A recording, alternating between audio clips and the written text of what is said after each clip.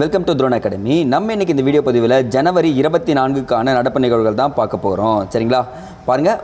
பீகார் முன்னாள் முதல்வர் கர்பூரி தாகூருக்கு பாரத் ரத்னா விருதுகள் கொடுக்கப்பட்டதுன்னு சொல்கிறாங்க. அப்போ பாரத் ரத்னா விருதுகள் தெரிஞ்சுக்கணுங்க நீங்கள். அப்போ எந்த ஆண்டு தொடங்கப்பட்டது, எப்போ பார்த்திங்கன்னா கொடுக்க ஆரம்பிச்சிடுறாங்க அப்படின்றத முதற்கொண்டு என்ன பண்ணிடணும், நீங்கள் ஃபுல்லாக சொல்லிடணும். அதில் முக்கியமாக முதல் 3 பேர் பாரத் ரத்னா வாங்கியிருப்பாங்க. அது யாருன்னு சொல்லிட்டு ஆல்ரெடி நீங்கள் சொல்லிட்டீங்க. ஜஸ்ட் ரீகால் மட்டும் பண்ணிக்கோங்க, போதுமானது. சரிங்களா. அப்போ இவர் யார்? கர்பூரி தாகூர் பார்த்திங்கன்னா பீகாருடைய முன்னாள் முதல்வர்னு சொல்லிட்டு சொன்னால் போதுமானது. அடுத்தது பாருங்கள், ரொம்ப இம்பார்ட்டன்ட் நியூஸ். 3 தமிழ் அறிஞர்களுக்கு சிலை வச்சு மணிமண்டபம் கட்ட போகிறாங்க. அதில் முக்கியமாக வீரமா முனிவர் இருக்காங்க, அடுத்தது ராமலிங்க பிள்ளை இருக்காங்க, இன்னொருத்தர் இருக்காங்க. என்னென்னா, தமிழ் அகராதியின் தந்தை என போற்றப்படுபவர் யாருங்க? வீரமாமுனிவர். இவருடைய இயற்பெயர் பார்த்திங்கன்னா கான்ஸ்டான்டின் ஜோசப் டெஸ்கின்னு சொல்லக்கூடியவர். இவர் தூத்துக்குடியில் பிறந்திருக்காரு. சரிங்களா. இந்த தேம்பாவணின்னு ஒரு நூல் இருக்கும் பார்த்திங்களா, அந்த நூலை படைத்துள்ளவர் யாருன்னா இவர் தான். அதனால் இவர் ரொம்ப இம்பார்ட்டன்ட் தமிழ் ரிலேட்டடாக. அதே மாதிரி நாமக்கல் கவிஞரும் ரொம்ப இம்பார்ட்டன்ட்ங்க.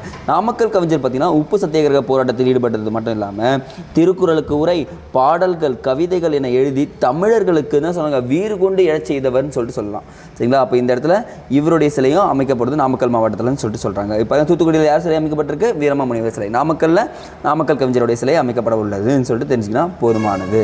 நெக்ஸ்ட்டு நியூஸ் இன்னைக்கு கொஞ்சம் கம்மி தான், பட் கொஷின் ரொம்ப டஃப்பான கொஷின் இன்னைக்கு. ஓகே, இது முடிச்சிடலாம். ஓகே, வரி வசூல் சாதனைன்னு சொல்லிட்டு கொடுத்துருக்காங்க. இந்த ஜிஎஸ்டி உண்மையாகவே சொல்ல போனால் சில வேர்ட்ஸ் இருக்குது தெரியுங்களா.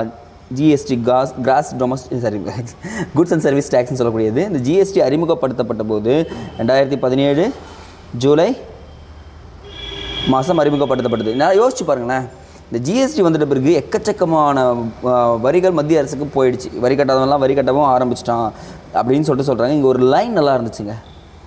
கரும்பை சக்கையாக பிழிவது போல் இல்லாமல் மலரிலிருந்து வண்டு தேனை உறிஞ்சுவது போல் வரி வசூல் இருக்க வேண்டும் அப்படின்னு சொல்லியிருக்காரு. யாருன்னு பார்த்தீங்கன்னா நம்ம மூத்தறிஞர் ராஜாஜியின் அறிவுரையை இப்போ யார் கேட்டிருக்காங்க பார்த்தீங்கன்னா நிதியமைச்சர் கேட்டிருக்காங்க. அப்போ என்ன பண்ணுறீங்கன்னா, இன்றைக்கி ஸ்டாட்டிக் போர்ஷனில் நீங்கள் ஜிஎஸ்டி திருப்பி படிக்கிறீங்க. எத்தனை முறை படிச்சிருந்தாலும் பிரச்சனை இல்லை, திருப்பி படிங்க.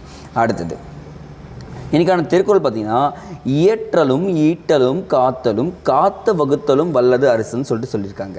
அப்படின்னா என்ன அர்த்தம்னா, பொருள் வரும் வழிகளை மென்மேலும் இயற்றணும், வந்த பொருட்களை சேகரிக்கணும், அதை பாதுகாக்கணும், காத்தவற்றை வகுத்து என்ன பண்ணணும், செலவு செய்கிறான் பார்த்தியா, அவன் தான் நல்ல அரசன்னு சொல்கிறாங்க. அப்போ இந்த இடத்துல இதை மட்டும் நோட் பண்ணுங்கள், வேறு எதுவுமே தேவையில்லை. ஆல்ரெடி இந்த திருக்குறள் பார்த்துட்டு இருப்போம், கரண்ட் அஃபேர்ஸ் ஃபாலோ பண்ணிங்கன்னா ஜஸ்ட் ரிப்பீட்டடாக சொல்லிகிட்டே இருக்க வேண்டியது தான் நம்ம கடமை. பாருங்கள், இறக்குமதி வரி பார்த்திங்கன்னா 15% அதிகரிச்சிட்டாங்க. தங்கம் விலை உயரும். புரியுதுங்களா சார்? என்ன சார் பார்த்திங்கன்னா இறக்குமதி அதிகரிச்சா தங்கம் விலை என்னென்னு பார்த்திங்கன்னா, நம்ம இந்த நாட்டிலேருந்து இறக்கும் போது 10 ரூபாவில் வரும். அந்த பொருள் இங்கே உள்ள வரும்போது டேக்ஸ்லாம் போட்டாங்கன்னு வச்சுக்கோங்களேன், 100 ரூபா போடுவான். அவன் எவ்வளோ விற்பான்? ஆஸ் யூஷுவல் 200 ரூபாய்க்கு விற்பானா? இதுதான் பொருளோட விலை ஏறுறதுன்னு சொல்லுவாங்க. கான்செப்ட் வைஸாக இது தெரிஞ்சுக்கங்க. அப்போ இறக்குமதி வரி எவ்வளோ பர்சன்டேஜ் உயர்த்தப்பட்டிருக்கு? 15% உயர்த்தப்பட்டிருக்குன்னு சொன்னால் போதுமானது. அடுத்தது இந்த மாநில கொள்கையெல்லாம் வேண்டாம், ஸ்கிப் பண்ணிக்கலாம். இது ரொம்ப இம்பார்ட்டன்ட்ங்க. ஏன்னா இது நம்ம நரேந்திர மோடி அவர்கள் பண்ண ஒரு மிகப்பெரிய விஷயம்னு சொல்லலாம். மத்திய பிரதேசம் குன்னோ தேசிய பூங்காவில் பிறந்த 3 சிவிங்க குட்டிகளுக்குள்ள அந்த சீட்டான்னு சொல்லுவாங்கள்ல, அவங்க பார்த்திங்கன்னா பிறந்திருக்குன்னு சொல்கிறாங்க. உண்மையான விஷயம்னு பார்த்திங்கன்னா, மத்திய பிரதேசத்துக்கு குன்னோ தேசிய பூங்காவில் தான் பார்த்திங்கன்னா சீட்டா வளர முடியும். ஏன்னா அது வேகமாக ஓடணும்னு சொல்லுவாங்களா, வேகமாக ஓடுறதுக்கு ஸ்பேஸ் தேவைப்படும் சொல்கிறாங்க. ஃபஸ்ட்டு இவர் அறிவித்த உடனே எந்த நாட்டிலேருந்து பெறப்பட்டதுன்னா, நமீபியாவிலிருந்து 8 சீட்டா புலிகள் பெறப்பட்டது.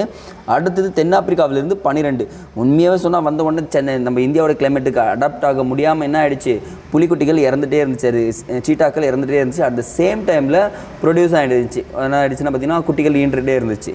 ஓகே, பட் ஆனால் இப்போ ரீசெண்டாக குன்னோ தேசிய பூங்காவில் எவ்வளோ இருக்குதுன்னு பார்த்தீங்கன்னா, கிட்டத்தட்ட 20 இருக்குங்க.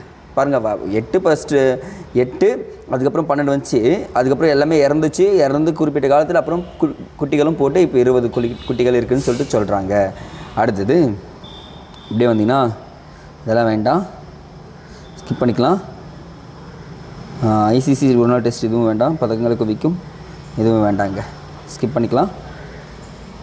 சரிங்க, உங்களுக்கான இன்றைக்கான கேள்வி, இந்தியாவில் முதல் தேசிய பூங்கா எந்த ஆண்டு உருவாக்கப்பட்டது அப்படின்றத கமெண்ட் செக்ஷனில் மறக்காமல் கமெண்ட் பண்ணுறேங்க.